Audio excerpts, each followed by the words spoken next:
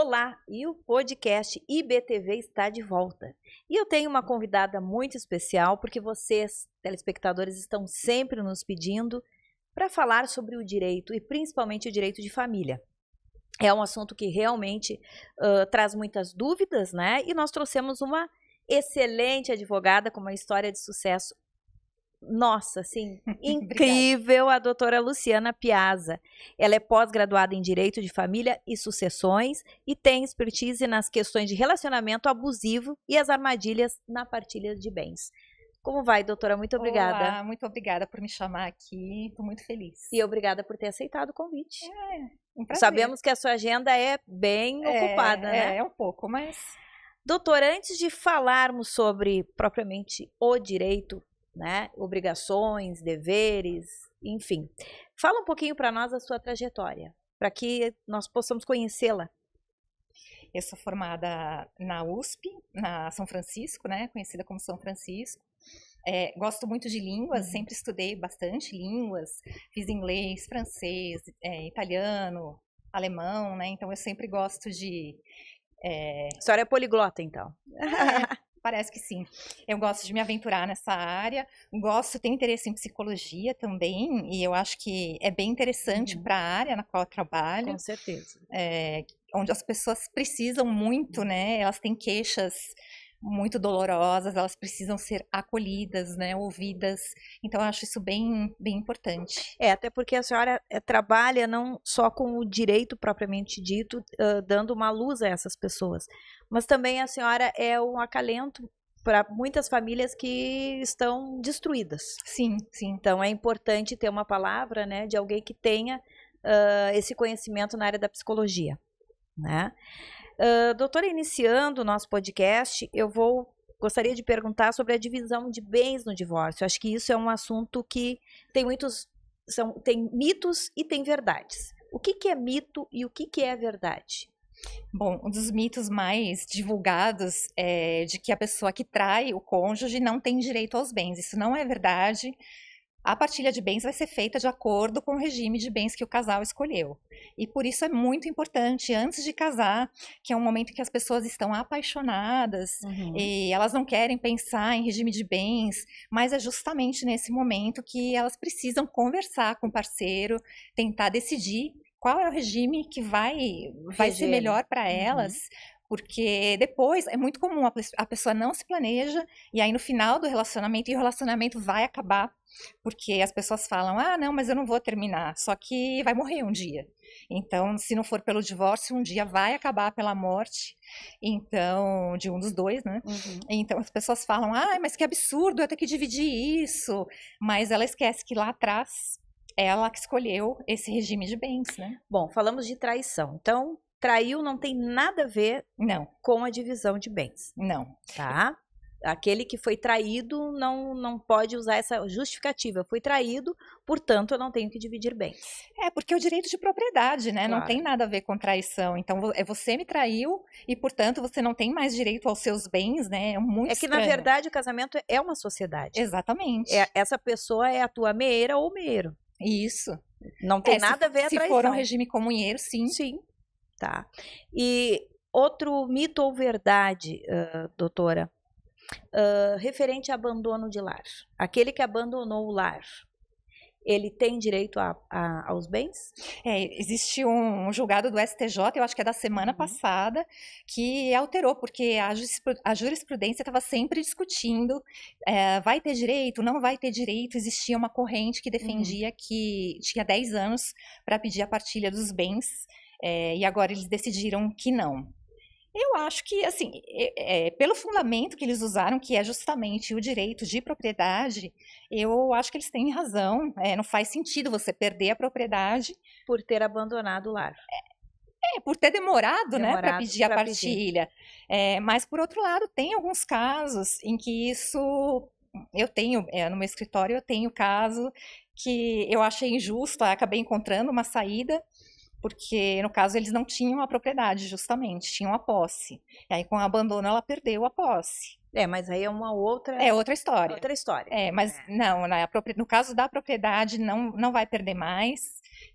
Pode pedir a partilha de bens quando quiser, depois de 10, 15 anos. Essa partilha de bens que nós estamos falando não é só bens imóveis, também bens moeda corrente, né? Sim, criptomoeda, qualquer coisa. Tá. Qualquer bem que tenha valor, qualquer coisa que tenha valor econômico. E outra pergunta, se é mito ou verdade, violência. Aquele que bate na esposa ou a esposa que bate no marido, por que não? Né? Uhum. Ele tem direito à partilha? Tem direito, ele não perde nada. O que acontece é que o agressor, no caso, seja o homem, seja a mulher, se a vítima pedir uma medida protetiva de afastamento do lar, ele vai ser afastado, a polícia vem, afasta o agressor, tira ele de casa, mesmo que a casa seja só dele, e aí a vítima pode ficar lá sem pagar aluguel até encontrar um outro lugar. Isso é verdade. Porém, ele não vai perder o direito, a casa continua sendo dele, ou pelo menos metade, né? Uhum. E, bom, ainda dentro desse assunto de mito e verdade sobre divórcio, a união estável, ela também é passiva de um divórcio. Sim, sim. Né? A minha pergunta é, o que caracteriza uma união estável, né? Em primeiro lugar, o que caracteriza? A união estável é um relacionamento público, duradouro, estável, né, como diz no nome, e com o objetivo de constituir família. Constituir família não é necessariamente ter filho, tá? Não precisa ter filho, você pode ser um casal e ser uma família. Porque as pessoas falam, mas eu não quero ter filho, então eu não vou configurar. Isso não é verdade. Vocês podem ser apenas em dois e ter uma família, um pet. Hoje em dia, o pessoal briga até pela guarda dos pets. Com certeza. Tem até pensão para os pets. Tem. É uma ajuda de custo. Ajuda de custo para os pets. E assim, tempo. Isso é importante nós esclarecermos que Sim. Você pode estar vivendo 3 meses ou 10 anos. Esse que vive 3 meses, não, eu não tenho união estável porque eu só estou há 3 meses vivendo com essa pessoa. Não, isso é mito, é uma ilusão. Você pode sim estar junto há 3 meses e estar numa união estável. Estar junto, claro que é mais difícil, né, configurar uma família. Você vai ter que ter um certo, para ser um relacionamento duradouro, ele tem que durar algum tempo, né? Mas não quer dizer, você pode estar namorando e morar com seu namorado ou namorada e um belo dia acordar em união estável sem perceber. Porque caracteriza aquele intuito de constituir família que é o mais importante. É difícil, é complicado de pegar porque é um elemento subjetivo, né? Cada um, mas, por exemplo, um indício muito forte de união estável são pessoas que apresentam o parceiro como meu marido, minha mulher, meu namorado. Geralmente, isso é muito forte, apresentar como seu marido, apresentar como sua mulher. Então, se tiver muita gente para quem você fez isso, você provavelmente está numa união estável. Fotos, Facebook, Instagram. Eu tô com um caso que eu peguei fotos de redes sociais. A outra parte achou um absurdo, falou que não, mas é prova sim. Claro. Outras coisas que podem ser usadas, a torre do celular, você pode pedir para o juiz oficiar a empresa, né, no caso, a operadora de telefonia, para eles verem qual na maior parte do tempo, o celular dos dois estava na mesma torre. Então, Sim. Isso pode ajudar a caracterizar o iFood, os pedidos no iFood, Sim. Você sempre pedia, né, comida para 2, sempre no mesmo endereço. O Spotify, tem um plano do Spotify que é o plano família. Né? Então, olha só, quem está assistindo aí o podcast fica ligado nesses detalhes que são muito importantes. E ainda assim falando, tem uma armadilha que eu digo, que é o contrato de namoro. Ao meu ver, é uma armadilha. Não existe isso? Existe. É mito ou verdade? É verdade que existe. Agora, o contrato de namoro, a gente precisa ver. O que vale realmente é o fato, é a realidade. É o relacionamento que você tem no dia a dia. E não o que está no papel. E as pessoas querem usar o contrato de namoro, que é um contrato como outro qualquer, tentam usar isso para mascarar uma situação de fato. E aí não vai fazer efeito. Porque a pessoa pode falar, não, isso não vale nada, porque eu levo lá um monte de testemunha que conhecem os dois como família, né? Isso que eu falei. E aí não adianta nada, vai ficar valendo união estável, porque é o que você vive no dia a dia. Eu gosto sempre de trazer exemplos, doutora. Hum. No seu dia a dia, a senhora tem algum exemplo para nos trazer de algo que realmente marcou no seu escritório de união estável, que a senhora diz assim, ah, não, esse caso, ele é um caso difícil, mas eu consegui caracterizar. Tem algum exemplo para trazer para nós? Olha, eu tenho no momento uma ação, né, após morte, no caso o companheiro já é falecido, faleceu no ano passado. É uma ação que a gente entra, reconhecimento e dissolução de união estável. Você, ao mesmo tempo, já pede para reconhecer e para dissolver. E ele já é falecido, ele teve um AVC no ano passado, ele era bipolar.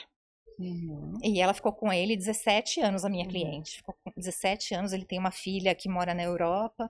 Filha em comum com ela? Não, é filha só dele do primeiro dele. casamento. Eles Tá. não tiveram filhos, mas assim, era evidente que é uma união estável. Ele até postou no Facebook dele, quando eles foram morar juntos, ele postou, casei.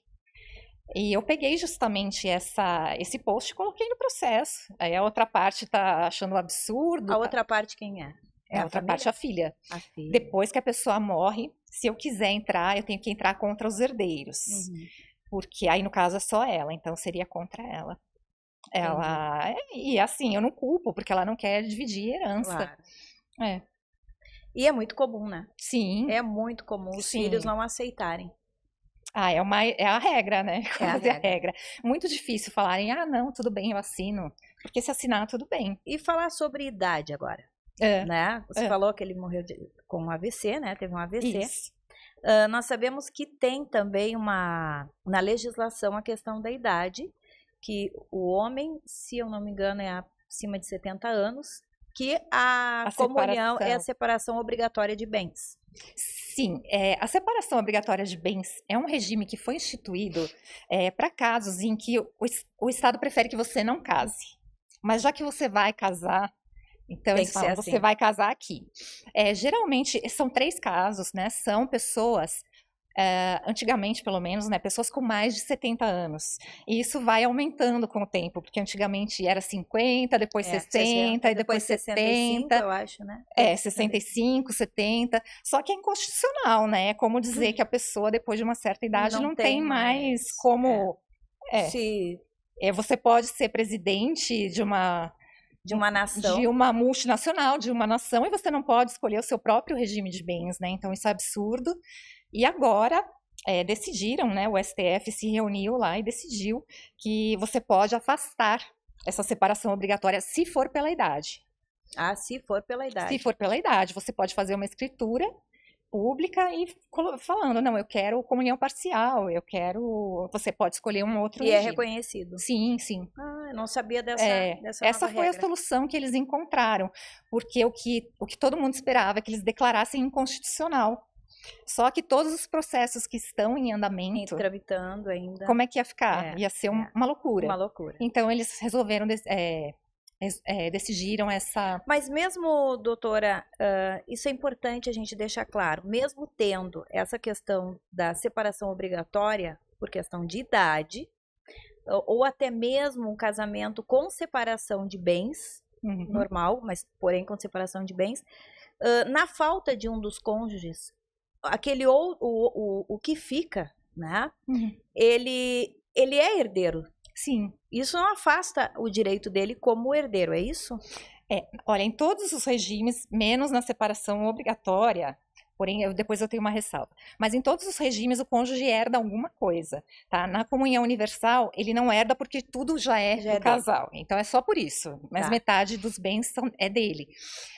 Na comunhão parcial tem os bens comuns, são 2 tipos de bens, né? Os comuns e os particulares. Ele vai herdar os particulares e os comuns ele já tem metade. Na separação total de bens, que é eletiva, né? Que é escolhida pelo casal, mesmo nesse caso ela herda em concorrência, a gente fala, né? Em conjunto, em partes iguais com os herdeiros. Com os outros herdeiros. Necessários. Então, isso. Por exemplo, se tiver 2 filhos de um de um primeiro casamento, ou mesmo desse casamento, o cônjuge, no caso, vai herdar 1/3. E os outros filhos 1/3 cada um. Entendi. Não, é importante deixar claro que mesmo neste caso, o cônjuge não fica... Não fica sem nada. Né? E importante também falar sobre a questão do imóvel. Né? Mesmo sendo separação total de bens, mesmo sendo obrigatória, separação obrigatória, eu vivia com o meu marido. Ele faleceu.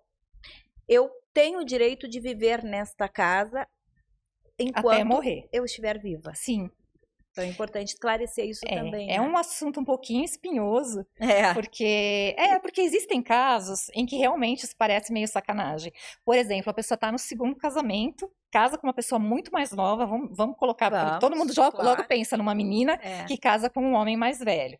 Aí, se esse homem mais velho vier a falecer, ela vai ter direito, por exemplo, que ela tenha 30 anos, ela vai ficar lá o resto da vida, e os filhos dele, que já são mais velhos que ela, não vão poder vender. Usufruir desse bem. Então, assim, é uma questão meio polêmica. Mas tem uma ressalva aí, doutora, não me corrija, por favor. Tá. Se essa menina de 30 resolve casar novamente, ela perde esse... Não perde. Não perde? Não perde.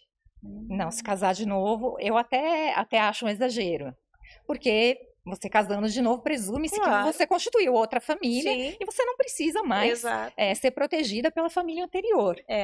Mas pelo Código Civil vigente agora é assim, pode casar, pode levar para morar junto. Quando foi Foi há pouco, então, essa modificação? Não, o Código Civil é de 2002, né? Mas existem casos, por exemplo, se já existir condomínio, então, antes do cara morrer, os filhos dele já eram donos de parte desse imóvel. Aí, nesse caso, não tem direito real de habitação. Porque realmente já era deles. Aí você fala, olha, isso aqui você não pode vender, não pode alugar, não pode fazer nada. Entendi. Então, é complicado. Quando está em nome dos filhos e do cônjuge. Antes do falecimento. Antes do falecimento. Entendi. Ou seja, tem casos em que o pai, ele passa os bens para os filhos, que ele está morando com a atual esposa, usufrutos para os filhos. Então, se ele falece, a esposa não tem direito de morar, porque já estava como usufrutos, é isso? Se já for dos filhos. É isso. Se já existia um condomínio antes dele falecer. Porém, veja, o que tem uma limitação no que ele pode passar para os filhos. Caso ele tenha uma esposa, ele tenha um outro herdeiro necessário, um pai, uma mãe vivos, existe uma limitação de até 50% do patrimônio. Que ele pode disponibilizar. Exatamente. Então tem que manter 50% para ser a legítima dos seus herdeiros necessários, nos quais o cônjuge se encaixa. E, doutora, a senhora falou que no caso, tem alguns casos, né, que a senhora citou apenas um, de separação obrigatória, que é a questão da idade. Existem outros? Existe, por exemplo, uma pessoa que já foi casada, ela quer se casar novamente, ela é divorciada, ela tem que ser divorciada para casar novamente, mas ela não fez partilha de bens, ela fez o divórcio. Não é obrigatório fazer a partilha junto com o divórcio. Você pode simplesmente se divorciar, e às vezes a partilha tem alguma questão que não está indo, e você fazer a partilha depois. Só que aí, se você for se casar nesse meio tempo, você tem que se casar na separação obrigatória, por exemplo. Para não confundir. Para não confundir as coisas. Para não confundir os bens, né? Os bens, exatamente. O casamento anterior com o atual. Se bem que não confunde, porque a separação, de fato, quando você sai de casa, põe fim no relacionamento, o regime de bens já deixa de fazer efeito. Entendi. Não precisa esperar o divórcio. Isso é um mito que as pessoas, às vezes, se enganam, porque elas acham, não, só quando tiver assinado o divórcio que eu deixo de ter direito aos bens. Não, ou do que for adquirido dali em diante. Não, você saiu de casa, acabou. Se no dia seguinte a pessoa comprar alguma coisa... Daí, se nunca foi assinado o divórcio e a pessoa se casou com outro? Ela não pode casar, ela pode constituir união estável. União estável, nesse caso. Sim, pode. Mas tem que estar separado de fato, né? Senão é concubinato. Sim. Estando separado de fato... Sim. Tá? Porém, não assinou o divórcio. Tá. Justamente para não ter que dividir, não fazer a partilha, não dividir os bens. E passa a morar com outra pessoa, constitui uma união estável só com aquela pessoa. Sim. nesse caso, como fica esse imbróglio? Então, até essa pessoa fazer a partilha de bens, não necessariamente divorciar, mas até ela fazer a partilha de bens, essa união estável vai ficar na separação obrigatória. Entendi. Eles podem depois, às vezes até o cara não quer fazer a partilha porque não quer dividir com a nova companheira, mas não tá certo isso, né? Uhum. Então, na verdade, quem sai com prejuízo é a companheira atual. Viu, mulheres? Então, fiquem ligadas. Não, peçam divórcio e partilha. Urgente. Os dois, né? Exatamente. Divórcio e partilha. A partilha, né? Principalmente a partilha. Porque o divórcio ele vai ser obrigatório. Divórcio, por que não? Já pede para se divorciar. São duas coisas diferentes. Ele pode fazer a partilha sem ter feito o divórcio? Pode. Tem casais que alteram o regime de bens. Por exemplo, se você está na comunhão, você está no regime comunheiro, você vai para um regime de separação, é aconselhável fazer a partilha de bens antes. Para depois não ter confusão, tudo. E você pode alterar o regime de bens durante o casamento. Então, tem esses casos. Sim. Olha, realmente um tema bem... né? Bom, e a constelação familiar na justiça para a solução de conflitos, como é que a senhora vê? Eu não faria, tá? Mas isso é muito particular de cada um. Eu acho que é importante ser facultativo. Facultativo. Né? Não pode, acho que... Porque não é comprovado que isso tenha uma eficácia. Uhum. Eu não questiono que isso tem ou não, mas não é comprovado. Então, eu acho que isso vai de cada família. Se a família tiver vontade de fazer, tudo bem. Mas eu sou contra obrigar. Uhum. Né? Ser uma coisa imposta. Sim. Mas tudo bem, se a pessoa quer fazer, acha bacana. E teste de DNA? Aqueles filhos que aparecem após o falecimento, né, ou tanto do homem ou da mulher, sim. Por que não? Né? Como proceder nesse caso? Bom, se você acha que é filho, pode ser filho, tem o caso do Gugu, né, que está muito comentado. No caso, eles podem fazer duas coisas. Ele entra, no caso, contra os filhos dele, que foi o que ele fez, e ele vai pedir um exame de DNA, ou eles vão exumar o Gugu, no caso, que é mais garantido, porque é diretamente no material genético dele, ou eles vão fazer em alguém que tenha sobrevivido aí, em um dos filhos, em um dos irmãos. Isso já faz algum tempo, claro, esse é o caso específico do Gugu, né?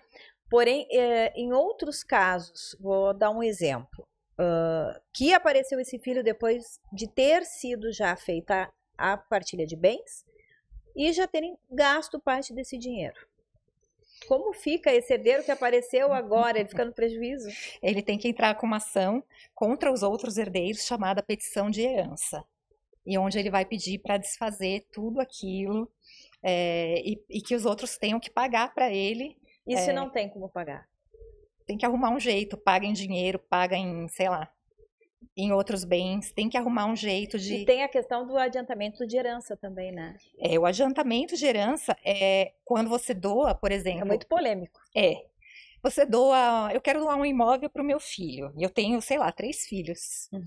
Então, eu vou doar, vou fazer uma escritura de doação para esse meu filho, mas se eu não quiser que isso seja considerado um adiantamento de herança, eu preciso colocar na escritura de doação que esse bem está saindo do meu quinhão disponível, porque eu tenho 50% disponíveis e os 50% da legítima, que eu não posso mexer. Então, eu tenho que colocar na escritura que aquilo está saindo do disponível e dispensar o meu filho de trazer esse bem à colação.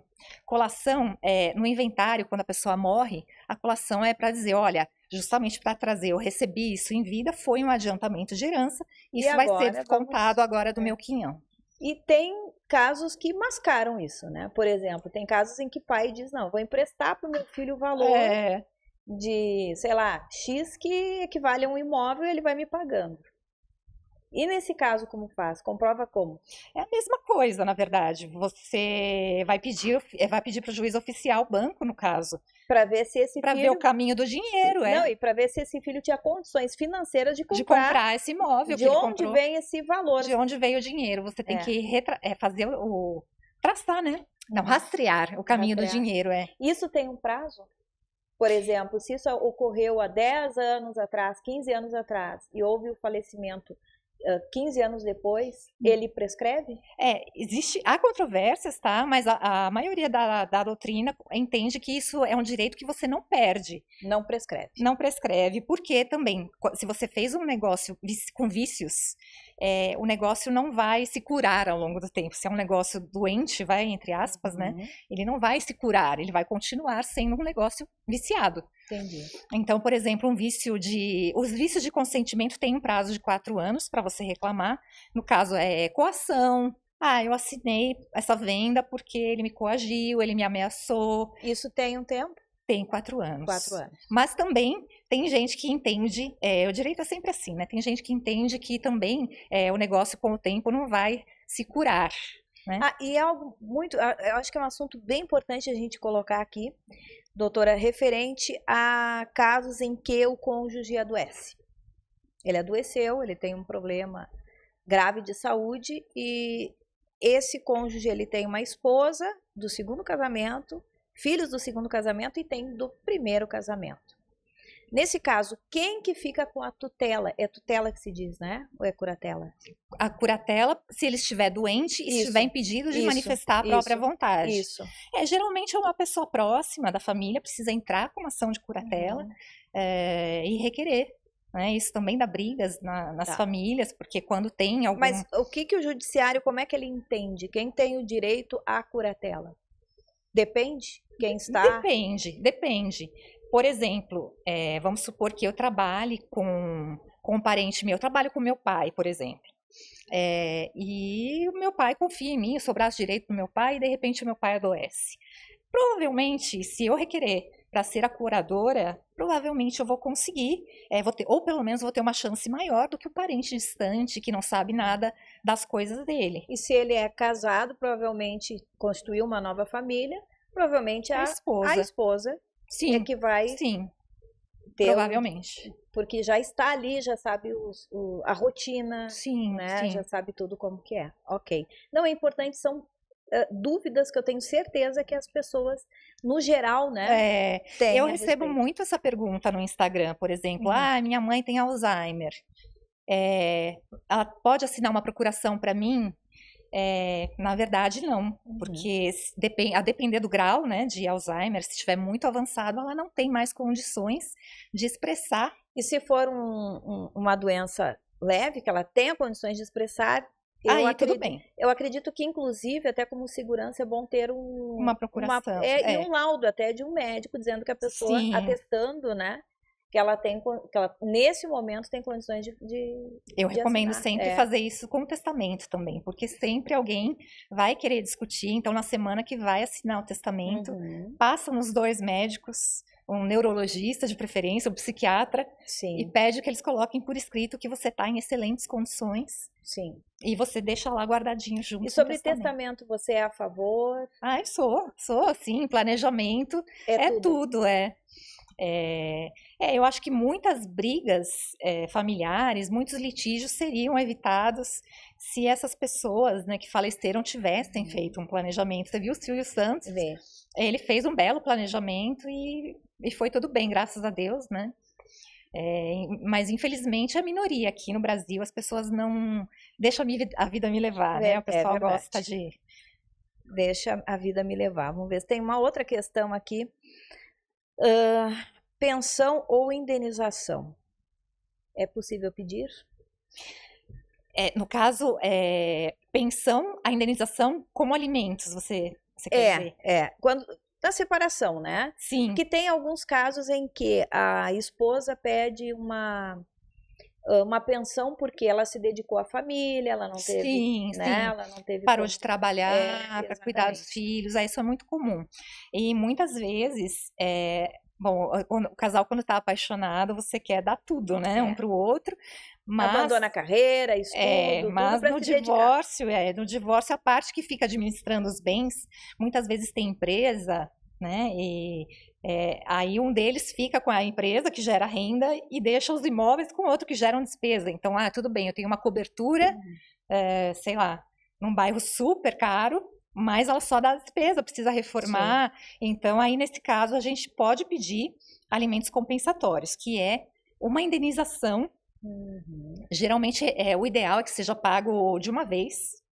É uma indenização por isso, enquanto a gente não faz a partilha, enquanto você não recebe o seu quinhão nos bens, você vai receber isso para você sobreviver, para não ter uma queda tão brusca de padrão de vida. E tem também sobre a pensão para aquelas mulheres que estão grávidas, que é o chamado pensão, os alimentos gravídicos, né? Também muitas mulheres têm esse direito e nem sabem, né? Sim, sim. Porque às vezes elas até pensam que a gravidez gera despesa, né? Gera muitas despesas. Muitas acham que só após o nascimento. Sim, né? Elas acham, aí deixam de pedir. Isso. Não, a mulherada pode pedir. Ela não é obrigada a comprovar, tá, de forma cabal, que aquele é o pai da criança, porque o teste de DNA no feto é muito invasivo. Então, é um pouco perigoso. Então, ela não é obrigada a fazer. Mas ela tem que apresentar indícios de que o cara é o pai. É o pai, é o mínimo, né? Claro. E aí, nesses casos, o juiz vai fixar um valor e quando a criança nascer, isso vai ser convertido em alimentos definitivos. Entendi. Olha, são realmente dúvidas que...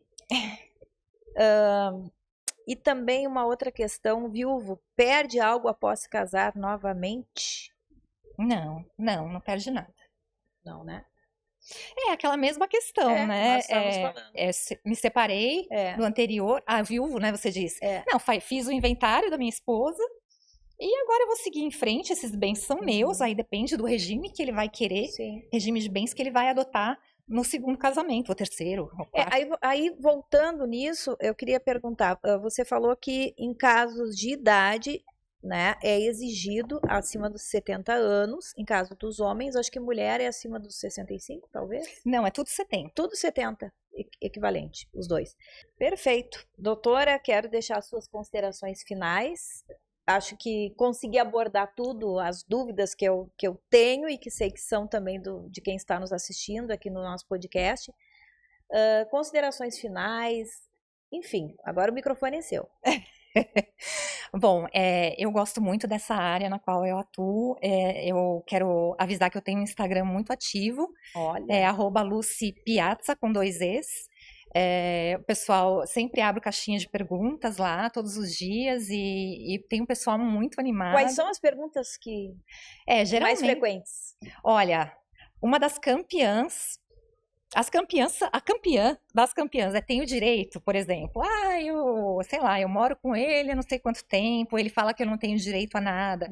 Tenho direito, tem muito essa dúvida, o companheiro ou o cônjuge fala que não tem, né? Mas tem. Ou então a pessoa acha que tem, mas não tem, né? Entendi. Outra muito comum é sobre pessoas idosas, os filhos, sempre fica um filho cuidando e os irmãos não ajudam, né? Então as pessoas fazem muito essa pergunta: sou obrigado a cuidar sozinho, né? Posso colocar os meus irmãos na justiça? E a resposta é pode. Eles têm que contribuir, pelo menos financeiramente, né? O ideal seria que contribuíssem com a companhia deles, mas é um mínimo, né? Para você não ficar tão exausto, porque as pessoas ficam. Eles contribuírem financeiramente para você, de repente, pagar um cuidador. E até digo mais, tem casos em que a pessoa faça essa pergunta, né? A pessoa tem um cuidador, porém, igual a hora que você pede, o filho ou a filha nunca está disponível. Existe também essa carência não só de dinheiro para aquela pessoa que está frágil e doente. Existe uma carência aí de carinho, de atenção. Exatamente. Isso também é possível? Olha, é possível, mas é difícil, né? De pôr em prática. Porque mesmo que você fale, eu vou entrar com uma ação de obrigação de fazer. Então, os meus irmãos agora são obrigados a ficar uma parte do tempo. A pessoa vai ficar ali obrigada, né? Ela vai ficar... E não vai ser igual, não vai ter a qualidade, né? É uma pena. Os idosos, em muitas famílias, eles ficam colocados de lado. Isso é muito triste. É muito triste, né? Envelhecer e pensar que os seus filhos que você cuidou com tanto carinho, eles não querem cuidar de Até você. porque é importante deixar claro que a obrigação não é só de uma pessoa na família. Não é só da esposa ou de um filho só. Uhum. Até porque essas pessoas têm vida, né? Tem vida própria. Tem vida própria.